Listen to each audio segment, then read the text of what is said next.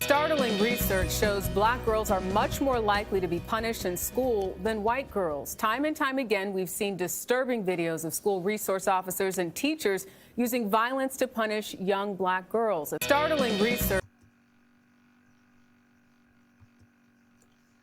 Hello, my name is Taryn Wallace, and this is my digital story for ISCI 782, Social Justice, Storytelling, and Advocacy. The story I will present is a composite narrative, which is a fictionalized account aimed at conveying the challenges and injustices faced by Black girls in the K-12 education system. I hope this story will shed light on the issues faced by this under-recognized group. So we begin with Alia. Alia is a 10-year-old Black girl whose interests include collecting anything unicorns and plushies, roller skating, and art projects. Alia has learned to occupy herself with these activities from an early age. Since the death of their parents, Alia and her 3-year-old sister have lived with their elderly grandparents. The difficult birth of Alia's little sister left the baby with brain injuries that resulted in the child's cerebral palsy and suspected ADHD. Because of the constant care her sister required, the grandparents tend to overlook Alia when she wasn't expected to help with her sister.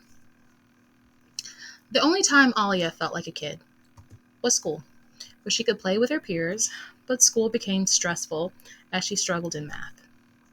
Coping with the loss of her parents, the lack of attention at home, and her insecurities in her math abilities, Alia begins acting out in class. Her classmates would laugh at her silly antics. Any punishment or consequences she received meant direct attention from adults while avoiding academic embarrassment. What she couldn't understand is that when her friend Lacey would often engage in the same behavior, Lacey would receive repeated warnings without further consequence, while Alia received harsher reprimands and punishments.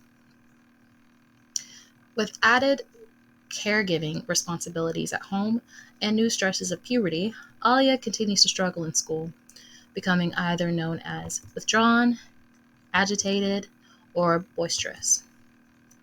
Throughout middle school, she gained a negative reputation amongst her teachers for her classroom behavior. Instead of addressing these concerns, the teachers assume that Alia's actions were intentionally malicious and would openly reprimand her conduct, then opt to punish her with detention, classroom removal, and suspensions. In missing her other classes, Alia's grades have dropped along with her struggling math scores. Alia decides school is not meant for her after internalizing the negative comments about her poor academic performance and school conduct from her teachers, her peers, and her guardians. Alia is at risk of dropping out. Black girls are disproportionately disciplined and excluded from schools compared to white girls. Infractions can be subjectively determined by school personnel. Offenses are determined by school personnel and may be susceptible to partiality, which leaves Black girls vulnerable to adultification bias.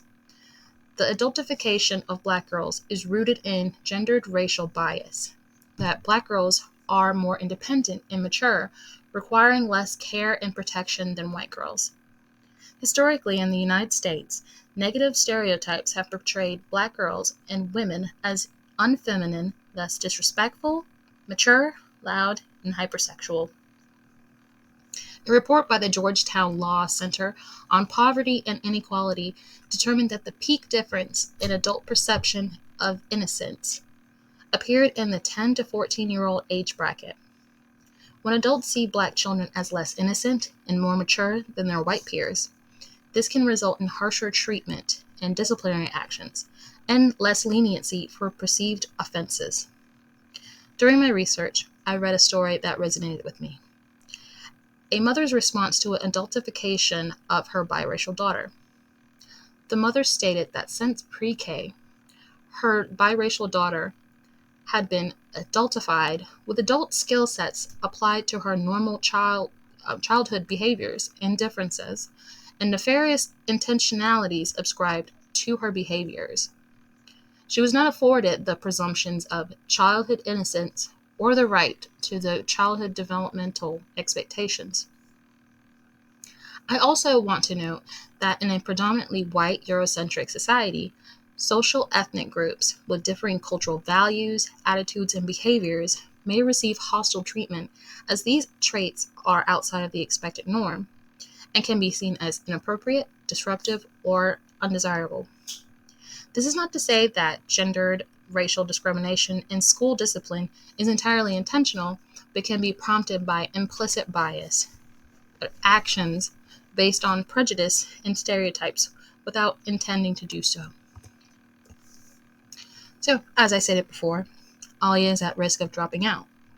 But I leave Alia's story open-ended because it's never too late to enact change that can help support girls like Alia. My goal is to prompt positive change for Black female students in K-12 schools by encouraging the examination of the racial and gender disparities in academic achievement and school discipline, suggesting solutions that aim to support Black girls in education in the juvenile justice system, and providing resources to increase awareness of the lived experiences and struggles of this marginalized group. So, what are some solutions that can combat adultification bias and support Black girls? Well, schools can implement alternatives to exclusionary discipline. Schools can explore alternatives such as restorative justice practices, trauma-informed practices, social emotional learning strategies, and positive behavioral intervention and support. Schools can promote school-based mental health services. Many factors can negatively impact Black girls' mental health and well-being, whether it relates to their home life, racism and discrimination, or trauma. Teachers can look out for concerning symptoms and signs and promote these services that may otherwise be inaccessible outside of school. Schools can prioritize empathy-based professional development. Instead of focusing specifically on bias based on race and gender, these programs work on building empathy for all students to reduce academic and discipline disparity. Schools can build a diverse and culturally responsive staff. Research has shown that students of color benefit from having teachers and counselors of color as role models and authority figures representative of their race or ethnicity. Diverse staff can also provide valuable information from a person of color's perspective. Schools can create secure spaces for Black girls. This means providing a safe and affirming environment that works to support and empower Black girls. And lastly, schools can encourage Black girls to share their stories. Black girls deserve to be seen and heard, so schools should start listening to these students and encourage them to share their lived experiences. So, I ask, please do not take my word for it, or do not just take my word on this issue. If you wish to look into this topic further, here are some great organizations that are dedicated to the advocacy and empowerment of Black girls. Thank you so much for watching.